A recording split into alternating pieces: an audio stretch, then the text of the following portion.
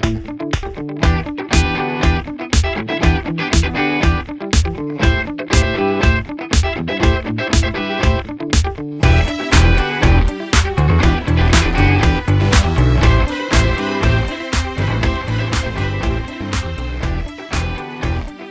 to this new session.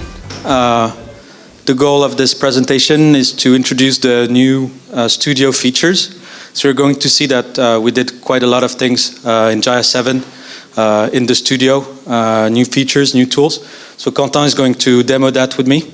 I'll be going through the slides, trying to explain the new concepts, and Quentin will demo them as I'm explaining them. So the focus of the Jahia 7 release, I think you might have had a clue about this.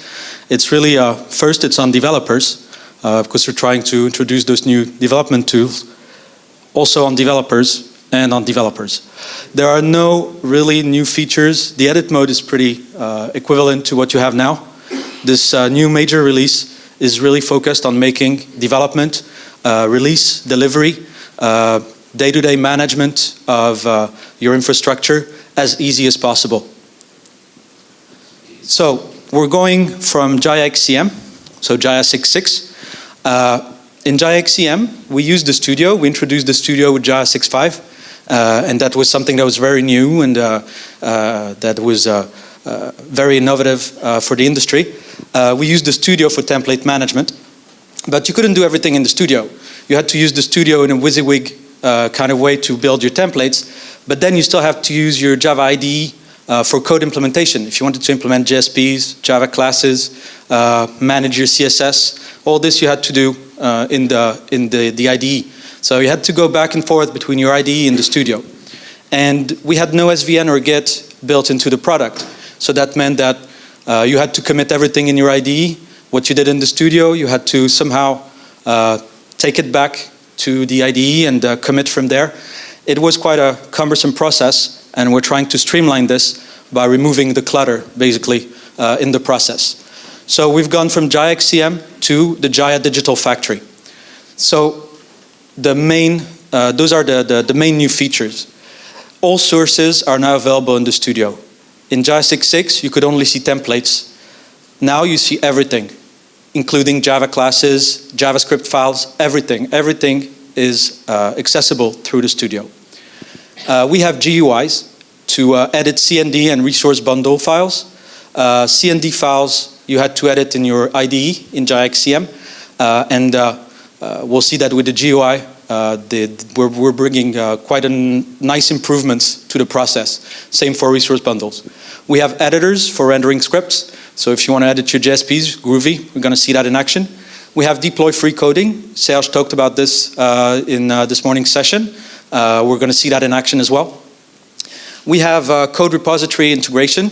Both Git and SVN are supported out of the box. Better teamwork management. That was something that was one of the feedbacks we had from Jahia XCM.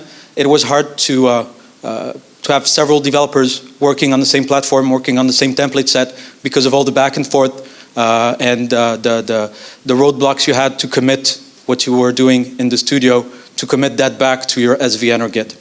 So now, easy back and forth with IDE and better teamwork thanks to code repository integration. A few things haven't changed.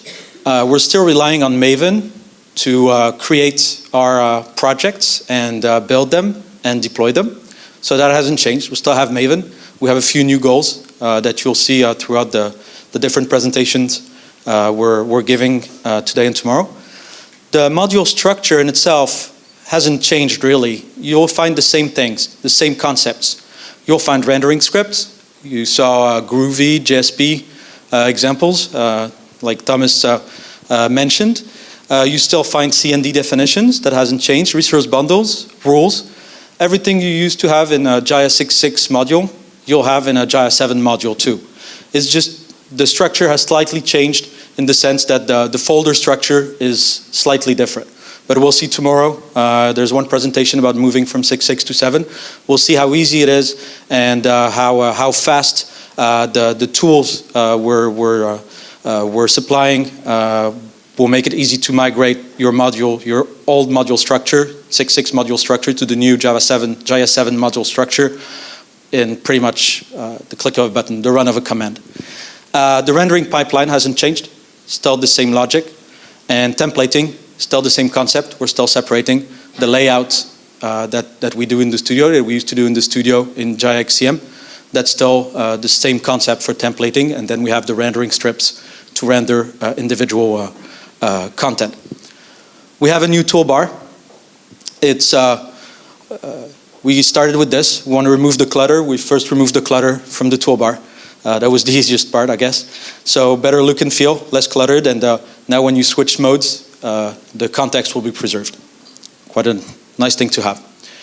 We have new side panels as well. You can now see all your module sources within the studio. So there's a panel for that. This panel will show you pretty much exactly what you see in your IDE when you open the Maven project in the IDE.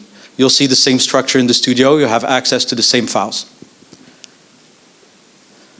We have now a components tab that's similar to the components tab in the edit mode. In Jahia 6.6, the components tab was both used to drag and drop components into templates and to manage dependencies.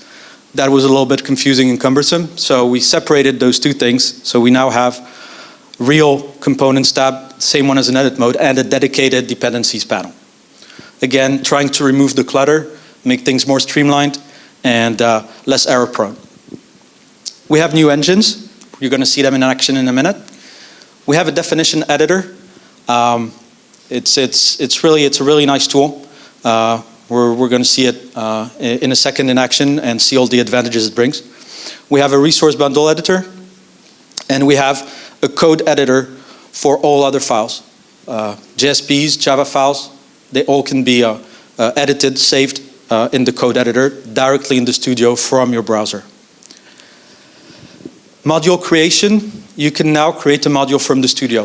In Jahia 6.6, you had a create template set button in the studio, but those of you who followed the Jahia 6.6 developer training know that that's not very good practice to use this feature because it wouldn't create a real Maven project. So if you needed to add a new code from your IDE after the fact, you were stuck and you had to basically recreate a new module from scratch and copy and paste your code. This is not true anymore. You can now create a new module from the studio, and we've integrated with Maven so that what you create from the studio is exactly the same than what you create through the Maven command line or the Maven plugin of your IDE. It's completely equivalent. What's in a module? That's a quick reminder, because what's in a module in Jahia 7? It's the same thing that was in a module in Jahia 6.6. Classes, Java code or Java packages, configurations. Spring configuration file is the most frequent one.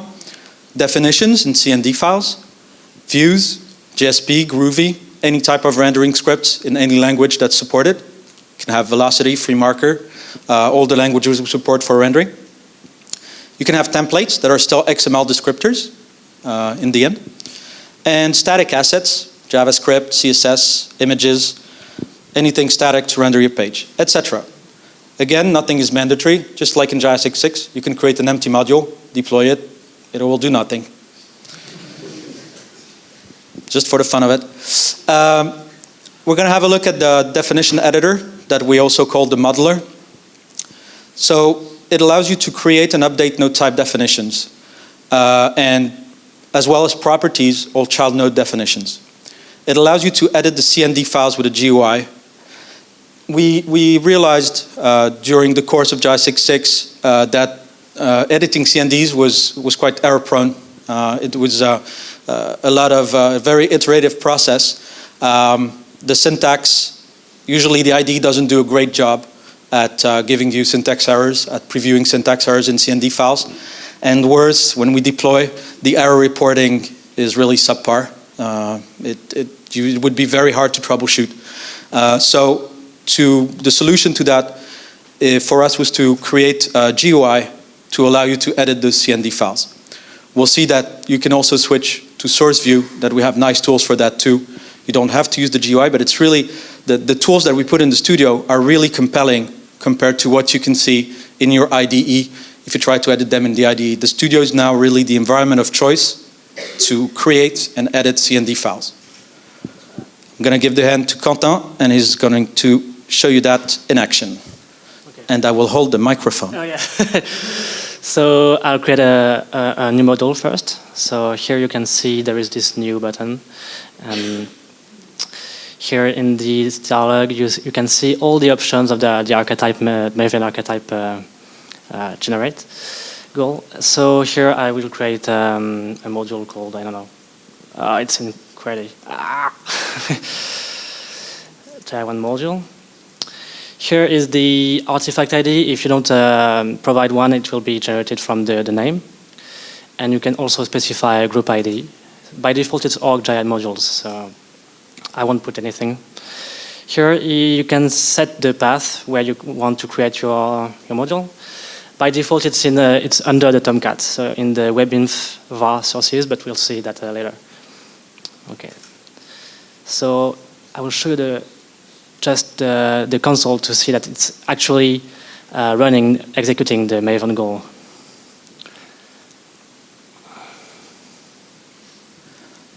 So yeah, it is. You can now create your modules from here. You saw the source. So those of you who have used Maven to create Jahia 6.6 modules have noticed that the parameters are the ones that we are prompting for when you use Maven in the command line, or when you use the Eclipse Maven plugin, for instance. So it's truly the same thing. And the source path, we're going to explicit that in a few minutes. Yeah, so here you can see the details of the module, so all the information I entered. It's, a summary here. Here is the sources tab, side panel. You can see the structure has a little bit changed, but it's quite almost the same. Here is the definition CND. If I right-click on it, I can create a new definition, another type definition. For here, I will create a primary dot type, but we can create also a mixed dot type, obviously. So I will say presentation. You can specify the namespace used and the name. And here is the label of the dot type. So I will put a nice cap. Presentation. We're going to see later that those nice human names that we put in the title field, for instance, are going to be reused in resource bundles automatically. So here I can specify the super type I want to inherit. Content. Oh, it's a T. And here, for example, I can put some mix-ins like title.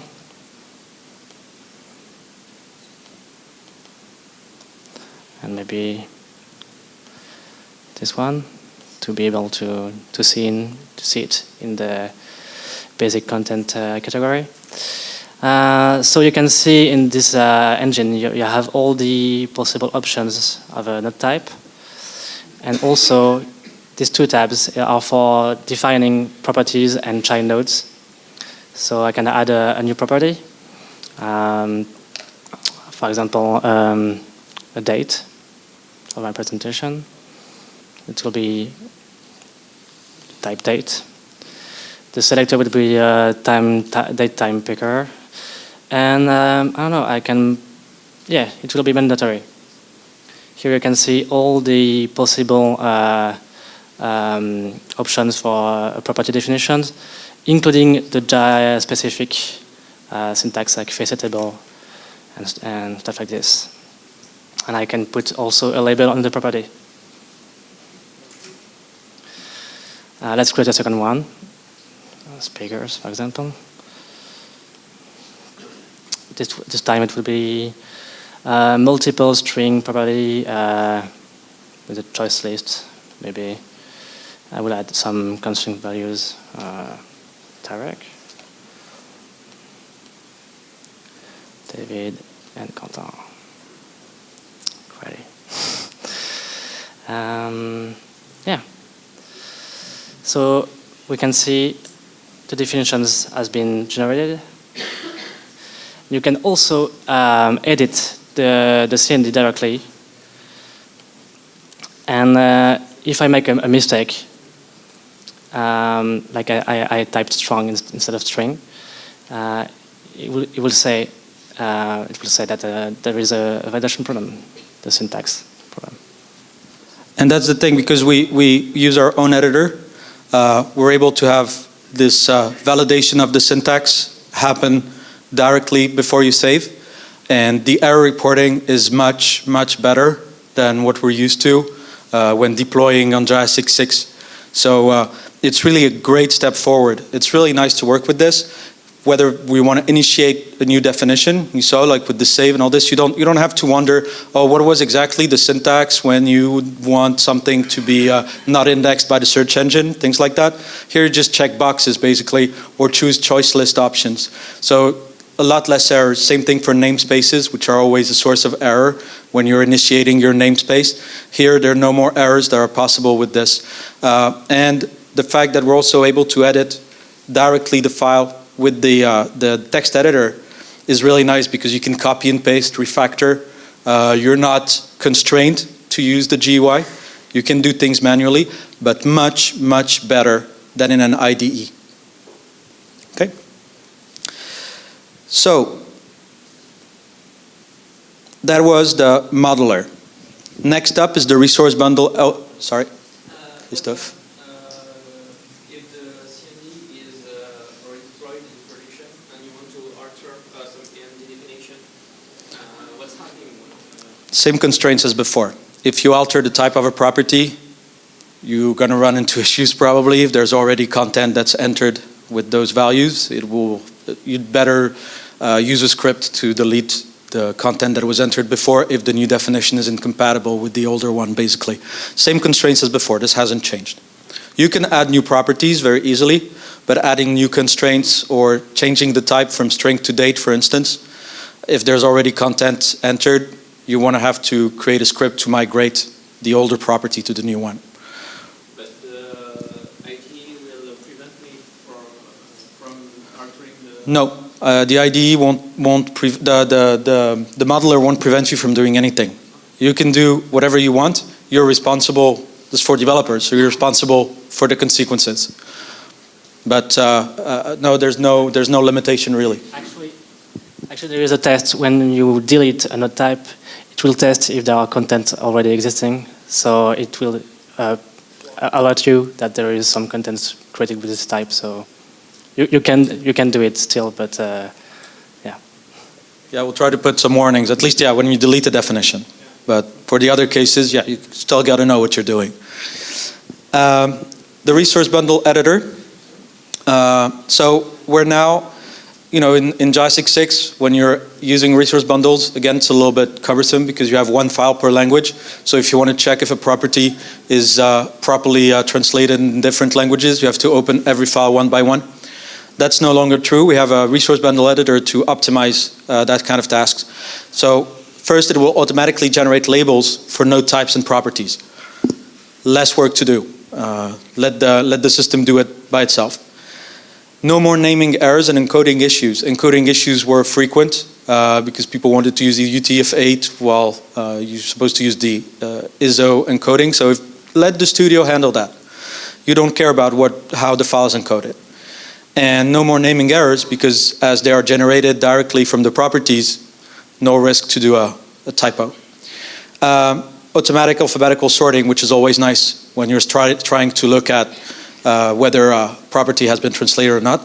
And of course, you can add languages on the fly. So let's see that in action.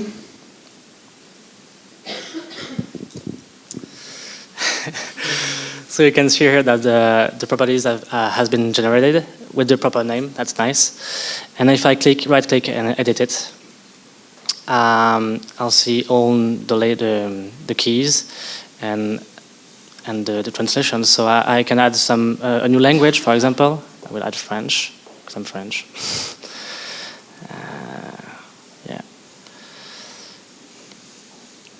Oh, sorry.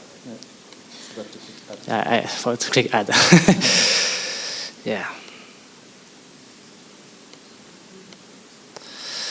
Okay, so now we'll see there is these two inputs. So I can put, it's actually date also in French, but I forgot to enter the label for the speaker's property, so maybe I can add a new key for that.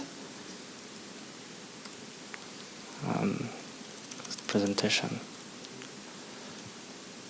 So here we didn't have the speakers one because Quentin didn't provide a title in the GUI when he created the speaker property.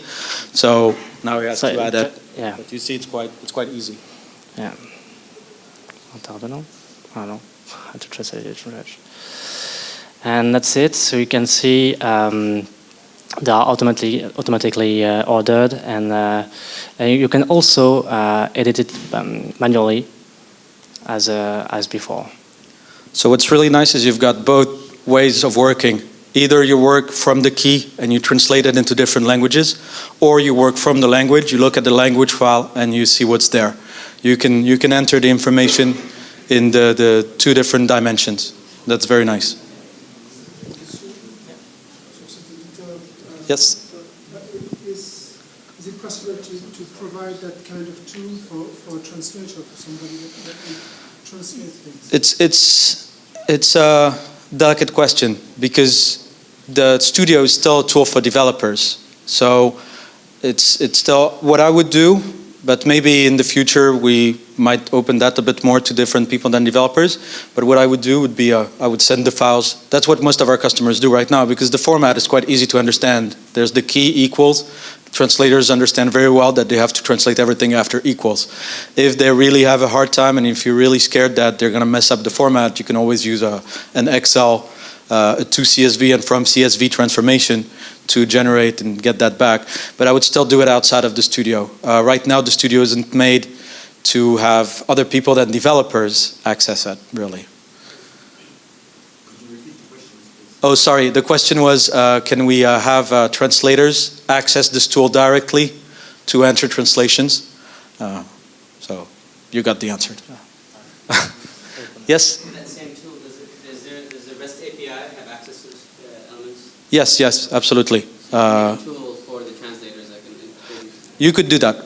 Absolutely, you could do that. You could create simple forms that will allow you to read and write the file from outside Jahia. Actually, they're still files, so it doesn't have to go through Jahia or the REST API or anything. It's just you can access them, you can make them available from the outside. It's code, so in the end, you still have to SVN to commit it and to update it on your code repository. But you could make a tool for that. But these files are also nodes, virtual nodes, thanks to the external data provider. And so, yeah, you could use REST also, because they are kind of Jahia nodes. So, yeah, whatever is easier. You don't have to use Unicode? Actually, the format is depending on the language, but it's not UTF-8. It's ISO. It's file systems. The front one, 8059.1. Yeah. 9951, I think. 9951. So that was for the resource bundle editor.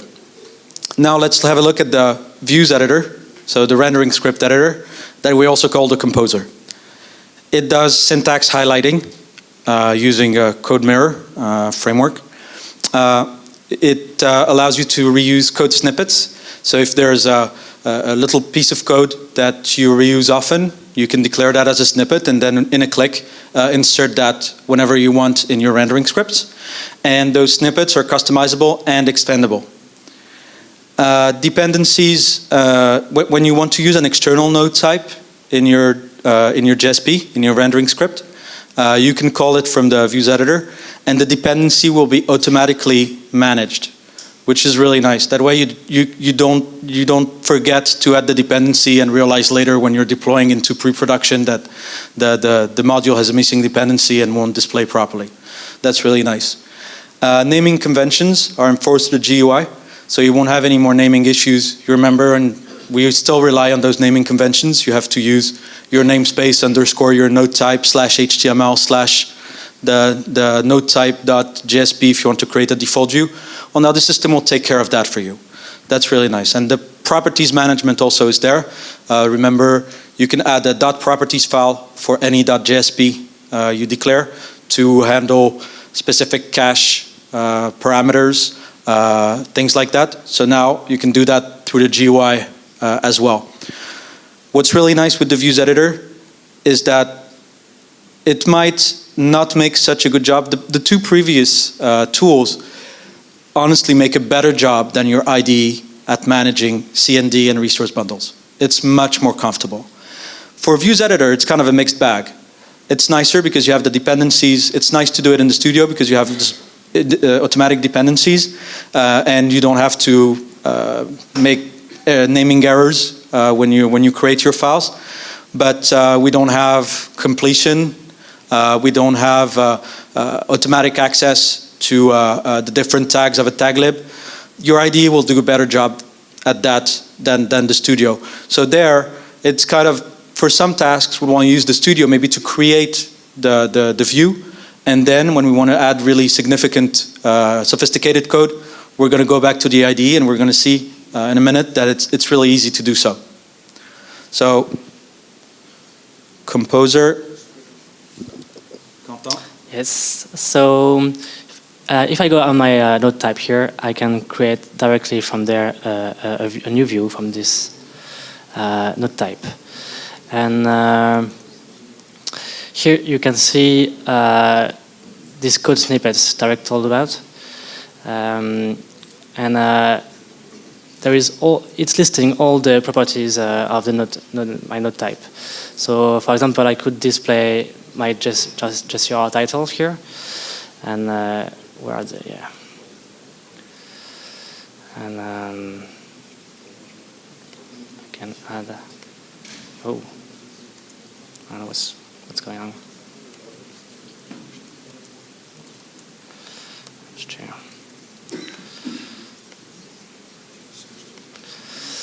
And I could also have a loop on all my speakers and display them.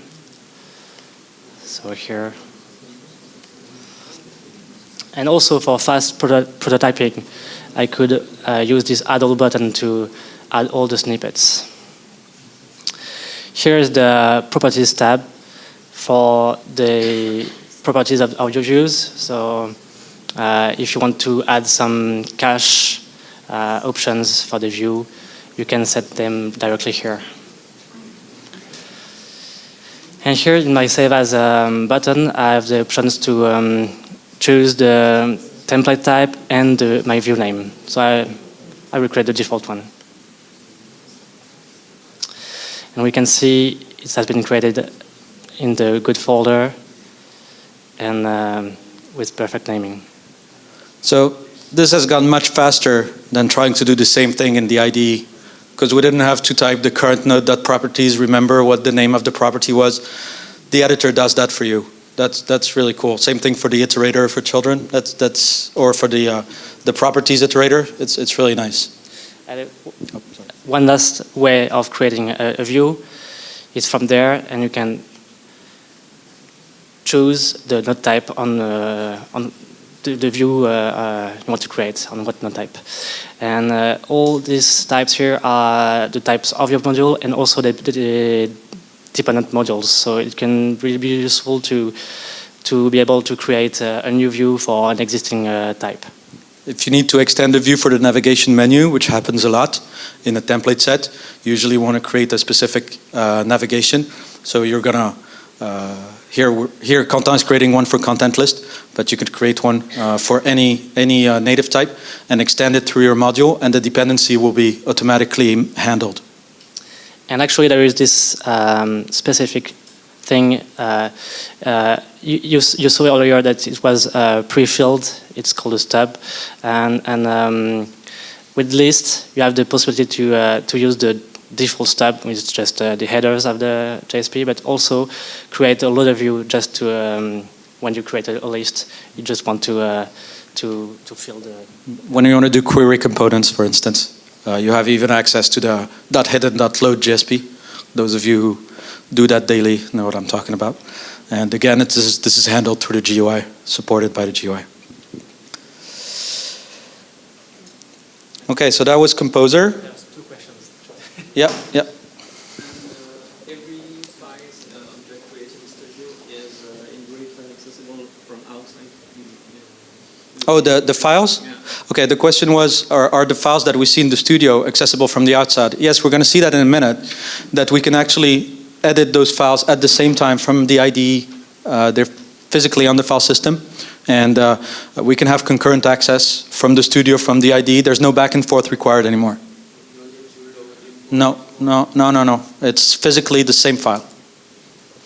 Are there any syntax checker in the editor? Checker? Syntax checker. So if I edit some tags and I wrong the tag closure or If you make a syntax error, you mean? Only on the definition editor. okay. On modeler, you have that. But on JSP, by definition, there's no syntax. There's highlighting. So the code highlighting will let you know if you've made a syntax error, if you haven't closed the tag. But that's pretty much it. That's why if you want to use your IDE for more complicated JSP code, that's usually a good idea if you have a complicated rule to implement, a complicated loop to implement. It's nice to use your IDE for that. Oh, yeah, sure. No problem. Yeah, go ahead. No, just repeat the questions. Oh, the question was, is there any syntax check on files that you edit through those editors? Okay, next is code editor. Code editor works on all other files. So we saw the resource bundles, the CNDs, the JSPs. This one works on anything: Java, HTML, JavaScript, CSS, whatever. It's got color highlighting for the most popular formats: CSS, JavaScript, Java, XML. You have quick edit available. I'm going to show you that in a minute. And we've got, of course, lock support to avoid concurrent access on the development server from two developers at the same time. Same locking mechanism that we have on content in edit mode, basically. So if an engine is already open, that will lock edition for all other people trying to do it. So let's have a quick look at that. Yeah, let's maybe create a CSS. I don't know. Create a CSS file, and I don't know.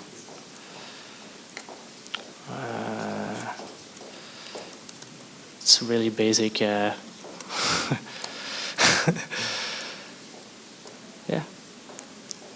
So you see the color highlighting for CSS. So that makes it really fast and easy to do it directly on the server rather than have to do it in your IDE, then build, then deploy, then check, then realize the style is off, lather, rinse, repeat. This is, of course, much faster. I also can edit it just from this view, actually. So that's the quick edit feature.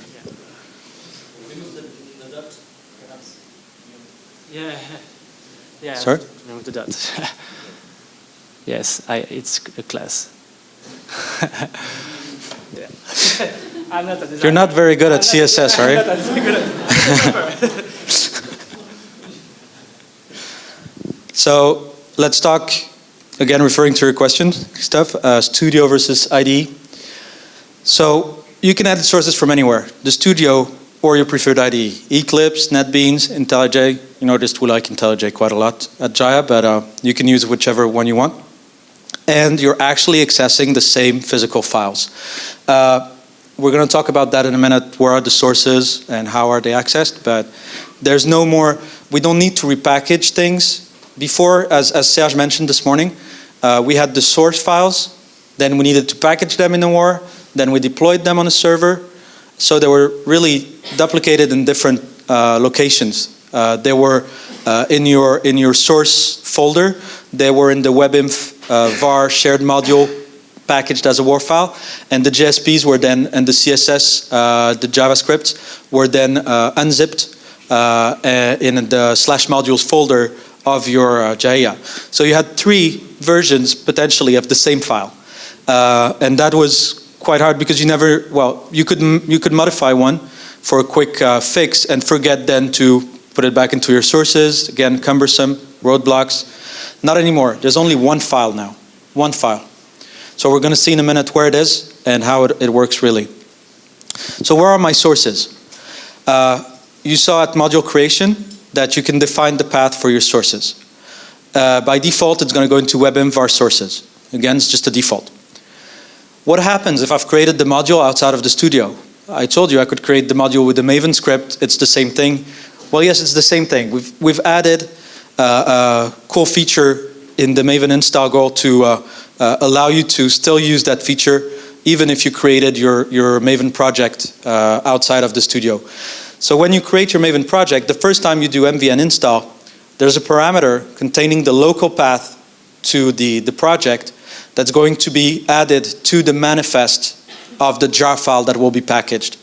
That way, in the studio, when we deploy the jar file, we will have the path to the sources. So the studio will know where to get the source on the local machine.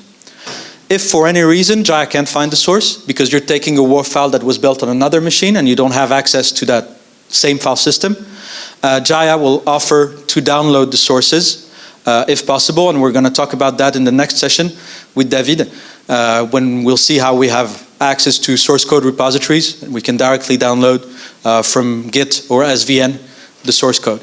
So there will always be a way for you to get the source code into the studio and choose the best tool for the job, your IDE, the studio, for editing a specific file or doing something specific in each file. Now, should the IDE? Should I show the NTJ? Oh yeah, right. Yeah, you can edit the. Quentin's going to edit one of the source codes, and we're going to see that it's going to be the result will be immediately available on the Jahia server.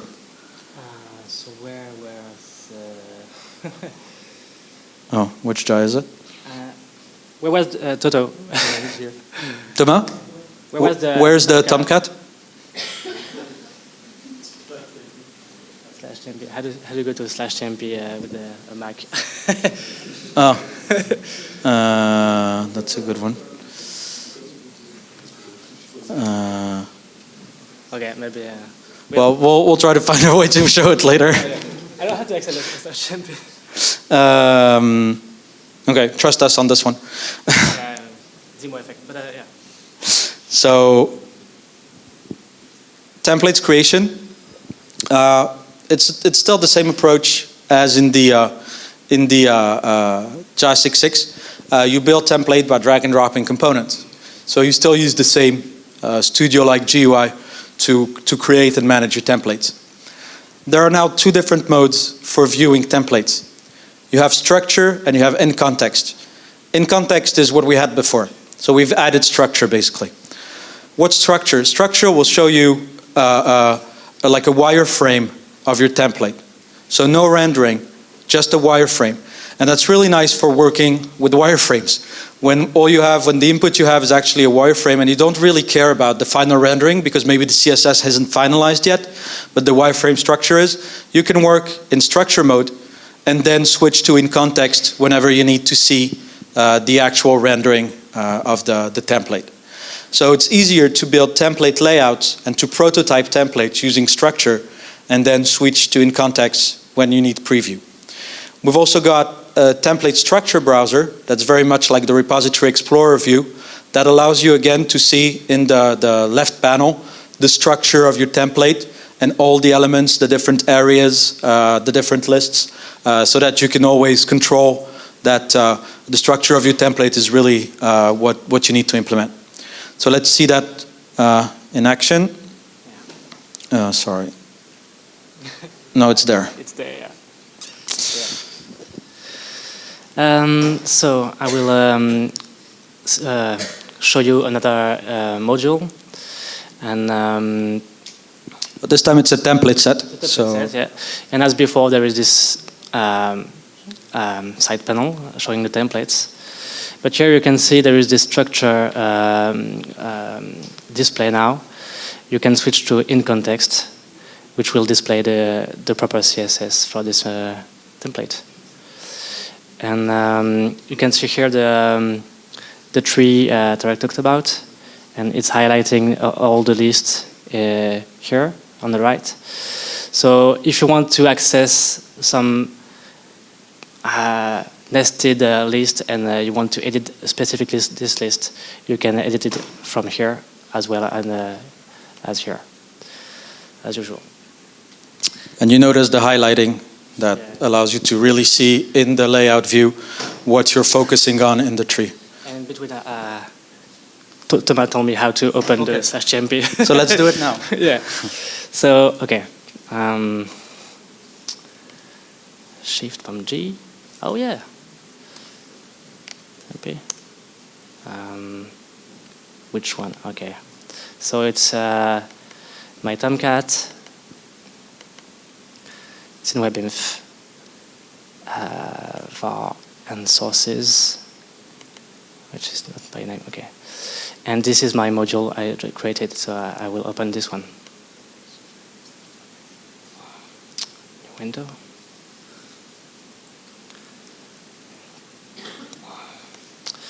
And you can see, I will edit one of my, the view I created. And I will add some, I don't know. I forgot to display the date, so maybe I will, empty, format date. Yeah, not used to query.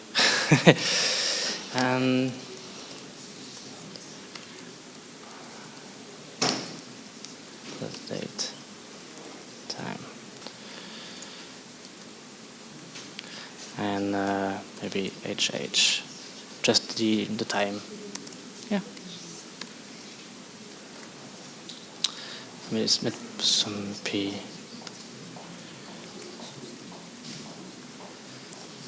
So we're going to see now that the changes that Quentin just did in IntelliJ, when we switch back to the studio, is reflected on the studio, yeah.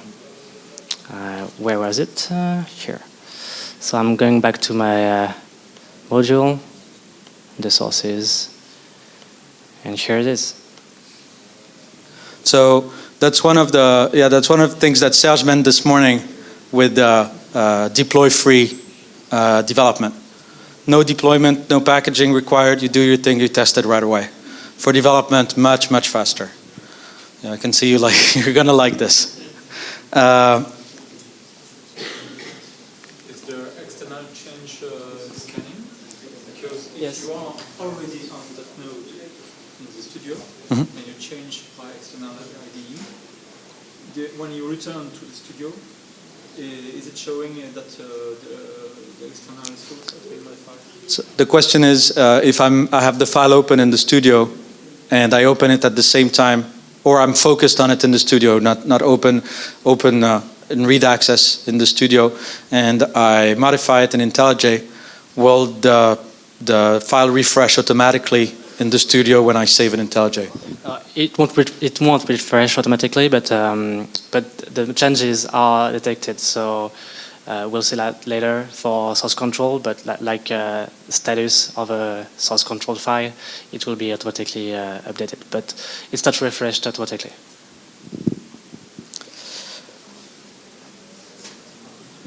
A few things about templates deployment.